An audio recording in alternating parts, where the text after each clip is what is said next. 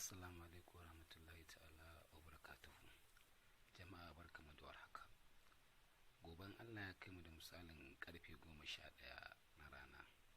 Insha Allahu za mu kawo muku shiri kai tsaye da fitaccen jaruminmu wato Ali Nuhu a kan yanayin yadda wannan cuta wanda ake kira COVID-19 ta yi tasiri a masana'antar Kannywood ta ɓangarori da dama ta hanyar samun rashin fita ayyuka da kuma tsayawar dukkan wani uzuri wanda ya shafi harkar. Da fatan za ku saurare mu domin jin hiran da kuma abubuwan da zai bayyana a dangane da wannan al'amari da ya shafi duk wani wanda yake cikin masana'antar ta Kannywood. Da fatan Allah Ubangiji ya ƙara tsare mu, ya tsare lafiyar mu, ya kuma kiyaye mu daga wannan cuta, ya kiyaye dukkan musulmi da duniya. Amin summa amin. Assalamu alaikum.